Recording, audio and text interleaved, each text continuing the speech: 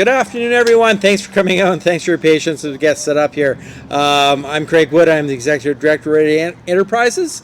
I'd like to, first of all, ask Hayden Beck, who is the Secretary Treasurer for our Board of Directors, to come forward and give some greetings on behalf of the Board of Directors.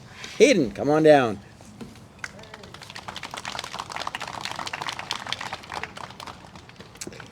Good afternoon, everyone. As Craig mentioned, my name is Hayden Beck. I've been on the REDI board for, I think, 6 or so years.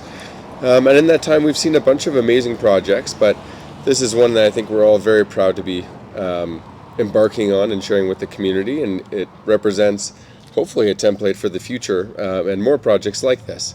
So this is going to be the site of a custom designed, custom built group home that's going to support all of REDI's other activities for decades to come, and it's the culmination of a lot of work from both people on our team and REDI, and also other groups in the community like Brost, who are handling the construction aspects. So we're really appreciative, and again, thankful for everyone involved, and really looking forward to this project and everything else that follows. Thank you. Great, thanks very much. And I just want to give a shout out. I know Toby Wagner. Toby's here from the board as well, or she was. I don't know if there's any other board members. I didn't see anyone else, but our board of directors has been really instrumental in this. This project's being built with no government money at all. It is money that is coming from a couple of sources. One, a donation from the Hampson family that I'll talk about in a second. And secondly, through the board, getting financing through Service Credit Union, who I believe we have Reed Vandermolen and Erica Hayden, who's regional manager for Service. They've been fantastic to work with, very flexible, very accommodating, understanding our needs, and providing us with the best possible financing to make this project come true. The project itself started, when did I contact you, Gerhard? About a year and a half ago, 2 years? Yeah. We knew we wanted to build something. Affordable, accessible housing for people with disabilities is something that's a very short supply here.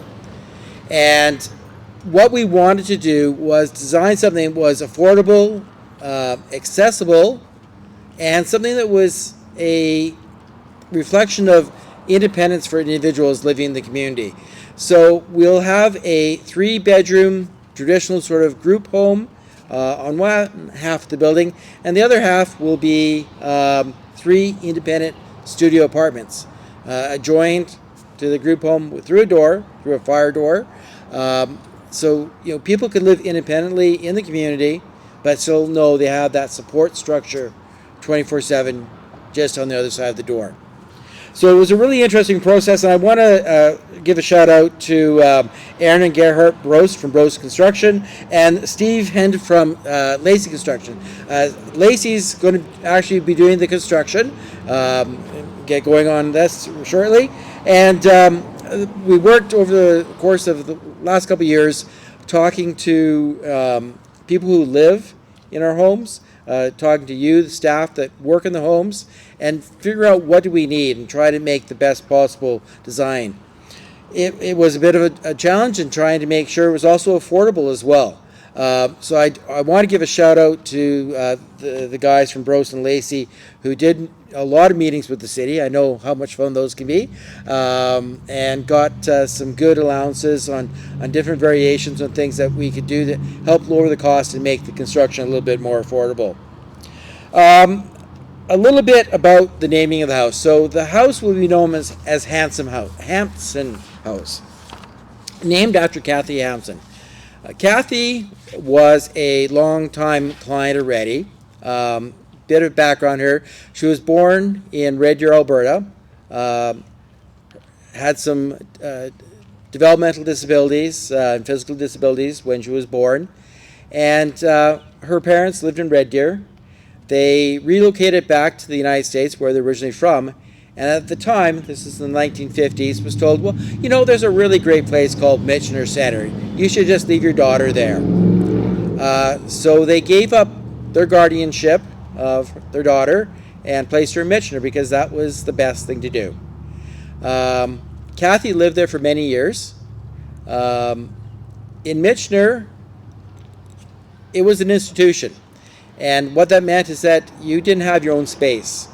Your clothing was in a bin at the end of the hallway, and every morning your staff workers would go pick out an outfit from you and get you dressed.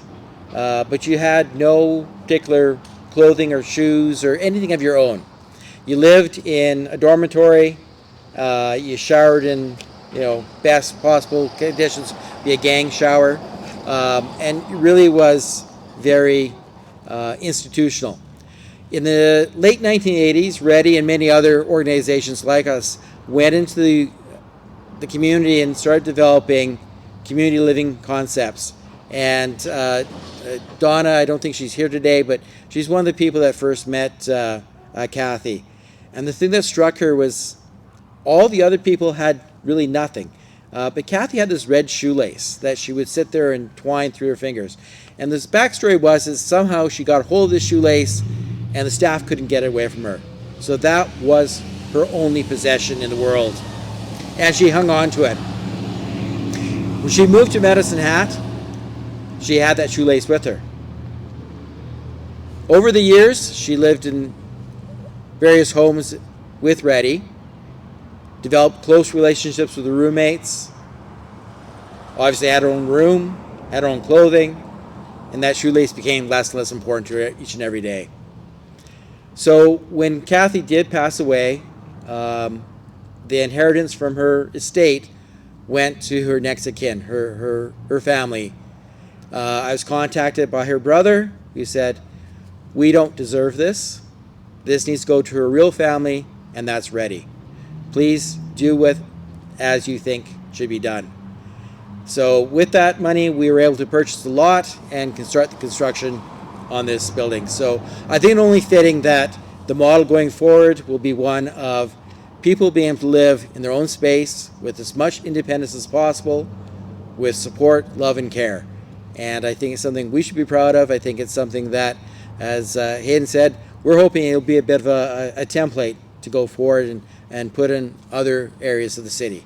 So with that, we'll officially break ground. So I think there's a golden shovel. And so I guess Hayden and guys, let's go turn some sod. I don't think there's any sod over there. Weeds.